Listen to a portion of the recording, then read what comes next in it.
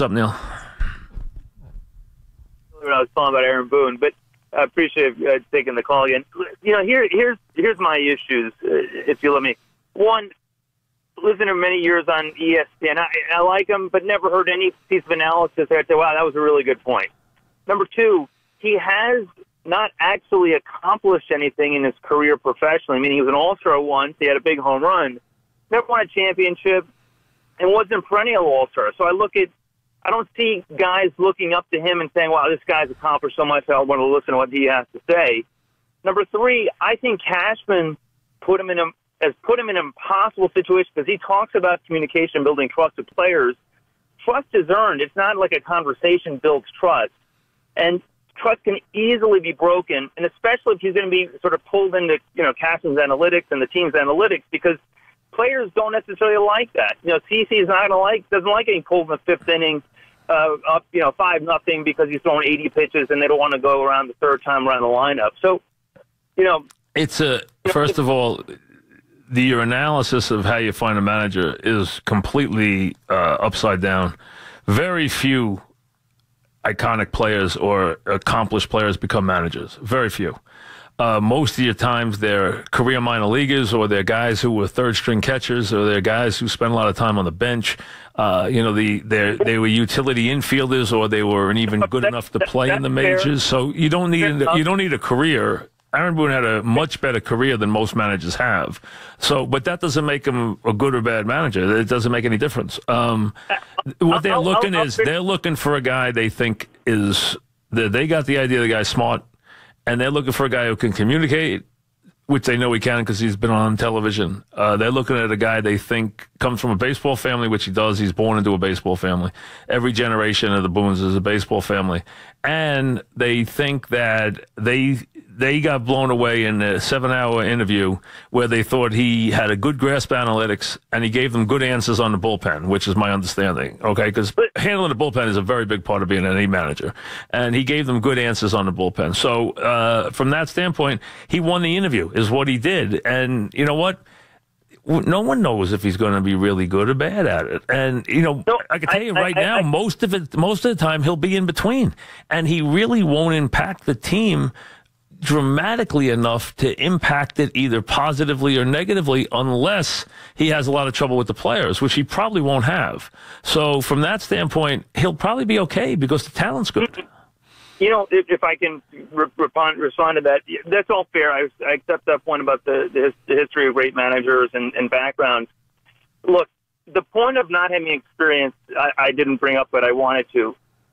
I looked this up. Since 1980, there have been 10 playoff teams that have replaced managers with first-time managers, okay? And every one of those 10 times, the team had a worse year, including 6 of them not making the playoffs.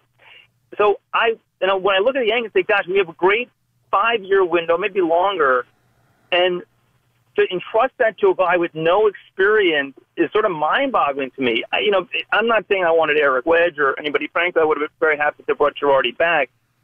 But to see this guy in playoff situations, handling things for the first time, hopefully we get to the playoffs, we see these guys, the first-time managers, make mistakes all the time. And I just feel like you're handing, a golden goose over to a guy who may be a good guy, but he's going to be learning on the job. And that part, to me, is the disappointing part. You know what?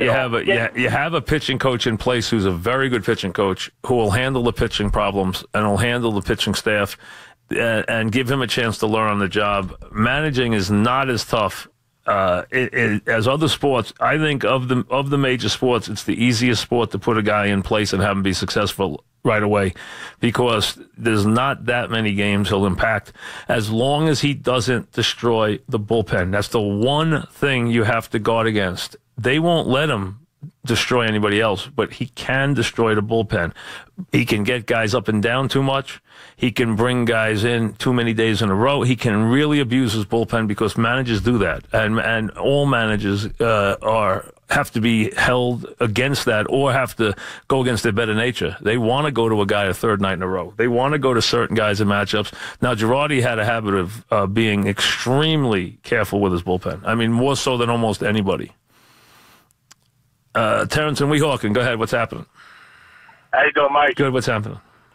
Good. I just want to thank you for 30 years. Well, and thank to say you. fare thee well to you. Thank you. One question I got for you. If you had a choice of any franchise, what sport would it be and which player would you take? I'm not getting the question. As far as what? If you choose like a baseball, a football, or a basketball. To do what? To do what? To be an owner.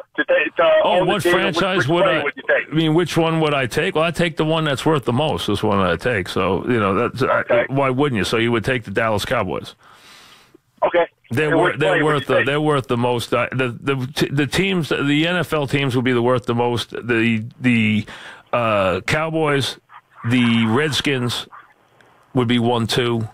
The Yankees would be very close to the top. The Giants would be worth a lot, too. So those would be the franchises that would be worth the most. The Dodgers are worth a lot, too, because they have an enormous TV contract in the billions. So they're another one that would be worth a lot of money. So the obvious ones that you would think about, the Cowboys, it would either be football or baseball. And, the Cowboys and the Redskins. The Redskins, because they own their own stadium.